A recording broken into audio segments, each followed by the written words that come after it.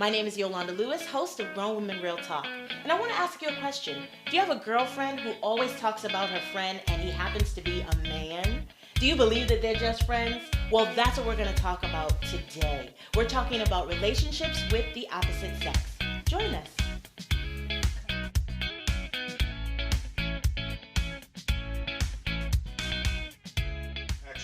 And for a discussion today about relationships with the opposite sex, I have two fabulous guests, Samantha Gregory and Angela Sims. Welcome, ladies, to Grown Men Real Talk. Thanks so much for having me. Glad to be here. I'm glad to have you.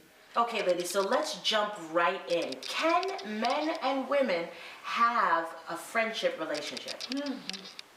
Wow, that's a really good question. It can be, in some circumstances, a friendship between men and women, but it can be kind of tricky too. I agree. What about you, Ian? So I'm married, so the playing field is a little different for me. So I think that men and women can have friendships to a certain extent, especially when you're considering if you have a spouse. Right. So if that other person does respect your marriage, right, and if that person does have a relationship with your spouse, not maybe as intimate as what you do, but if it is safe ground, if the friendship is safe for the marriage, then by all means. Right. I totally agree with that because I think too, you as the married person or the person in a relationship need to have respect for your own relationship. Absolutely. That, I believe, sets the boundary. Would you agree as well? Yeah, I do. Yeah. So with that same sentiment, what do you think prevents women, right? Because we can get on men all day about how they be missing the signs. They be missing the signs. But we won't do that today. Right. So what do you think it is that prevents women from having a friendship relationship with the opposite sex? I think specifically it's about attraction, and if a woman is attracted to that person, that can be a little bit more challenging. That if she's not getting a lot of what she needs, her love language is not being spoken by her significant other or her spouse, and if he's kind of feeling that need, you can still start skating on thin ice. And so those are two ways that she can actually start to blur the lines between a friendship and something more. So, and if you think about the people that we're attracted to, even in friendship, it's people that are aligned somewhat with our spirits. So who are our friends, right? Our friends are the people that are treating us pretty good, and they have the sort of things we want in a mate. So that's where the lines get blurred, because a lot of women go into friendships with men who could be a potential mate in their mind, even if they're not admitting it. So that's what happens in many cases. I love that you said that because it makes me think about how women, we in relationships, period, interpret what we need, and that's kind of what you pull in. And so I think that with women who do have, as you mentioned, wanting of relationship, and they meet someone who fits even just the slightest little bit of that, they may jump into quick, or they're already at the altar. I'm sure you've talked to women who are already at the altar in the relationship, and all the guy said was hello. Because we've already cased them up. Exactly. He's gonna be my husband. My babies are gonna we checked out his sneakers already. We already assumed what was what. It's so true, and I think that it becomes sticky, as we talked about. It becomes sticky navigating through that relationship because we see with our eyes first. So when we know what a good-looking person looks like. Man, woman, dog, cat. We know what we wouldn't say a cat is. But you get what I mean. But we know what is attractive. It's very important to set boundaries and parameters before you even go out to network, before you go out to meet new people, before you need to have some self-check being had. And so it brings me to the next question, which is, why do you think that having a relationship with a man as a woman is even a topic for discussion? I think it's a mystery, right? So I think that we're all, from the time we're born, we see relationships, right? If it's mother or father, or if it's an aunt and uncle, or if it's brother and sister. We see those relationships. We're trying to emulate whatever we've seen growing up. And we're trying to solve the mystery. How do I get to what the promise is, what God promises, which is ultimately marriage. So as we're trying to navigate along through that path, I think we serve a mystery. So we're always trying to collectively gather data and meet new people to try to get that mystery solved. So true. And what about when you see a negative relationship? So you talked about we pull from those experiences of what we saw in the past, and then we try to kind of create our own. But what if all you saw was negative? What if all you saw was, your mom or your father wasn't there, and then you saw your mom and she didn't lift up or uphold relationship, and for whatever reason, right? Because there's all types of reasons.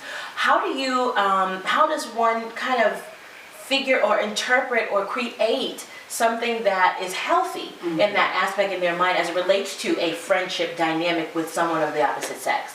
I think it's really challenging for a person who hasn't seen positive relationships, because we tend to gravitate back to what we know, back to the experiences that we've had growing up. And even though we want something great, we want something beautiful, we want something healthy, if we've not experienced that, it's more challenging unless you are very deliberate in going out and finding that, doing the research, reading books, talking to people who are in healthy relationships.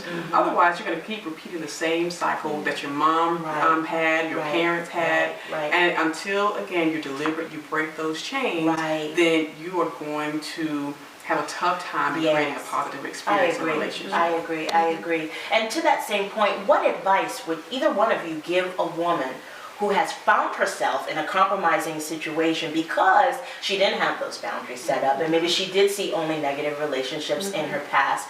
What advice would you give her to be able to move forward into creating a healthy atmosphere of relationships for herself with persons of the opposite sex? I would say that she needs to first get to know herself. In addition to getting to know yourself, I think you need to take some inventory. Right? What's on your list? Right? So I talk about a lot in my book, the list that we have, the sort of fathom list. That's all these things that aren't really important when it comes to a real relationship. So as you're taking a look at who you are and assessing yourself, take inventory. Take a look at your past. What did you see? What didn't you see? What are you lacking? What do you really need? Not what you want. What do you really need, and what does God want for you? So I think you got to take that a little step further. Exactly. I love that. And the more you get to know yourself, the more you learn to love and accept yourself, the better the relationships are going to be. Because then you're not judging people from your negative point of view, but you're finding that peace within yourself. You've said, I know who I am, I love me, I'm loved by the world, and someone special is going to be there and it's going to be worthy to have me in their life, and vice versa. So I think it's about getting to know yourself first, and then you'll be able to set those boundaries, because you can look and say, like that, don't like that, this works for me, it doesn't work for me. I'm going to just, give myself some time to really pull in, attract the kind of person that is meant for me. I love that you shared that. So ladies, I have enjoyed our time together. Thank you so much for coming on. I appreciate it. Now, if in fact someone would like to contact you to find out more about what you do, what you have to offer, and so forth, how can they reach you? Samantha? Well, my name is Samantha Gregory, and I'm an author, but you can reach me on social media using Samantha Gregory. I am everywhere, so find me on Facebook, Instagram, Twitter, YouTube. But I also have this book, No More Crumbs, How to Stop Dating and Mating for Crumbs and Get the Cake You Deserve in 10 Crucial Steps. I love that. It really helps give you the guidance that you need. It's part memoir, part how-to, to help take you to the next step in your relationship, set those boundaries, and really hold out for the relationship that you deserve. You can find it on nomorcrumbsdating.com. I love it. Thank you, Samantha. And Angela? Okay, well, I'm an author as well. Okay. So you can find me on social media, Facebook, Instagram, Twitter, all at ACJ Sims. Also, I have a website, acjsims.com. And that's where you can be introduced to my new book, which is Wake Up Girlfriend, Simple Truths to Get the Marriage You Want. This is the girlfriend guide. I am the girlfriend whisperer. This is the girlfriend guide for anyone thinking about getting married, the single girls who are not sure if they're ready, and also us married women that sometimes take things a little bit too seriously, but we could just put the toilet seat down, cook a couple meals, and keep on husband. How about that? That's a whole other Right, that's it.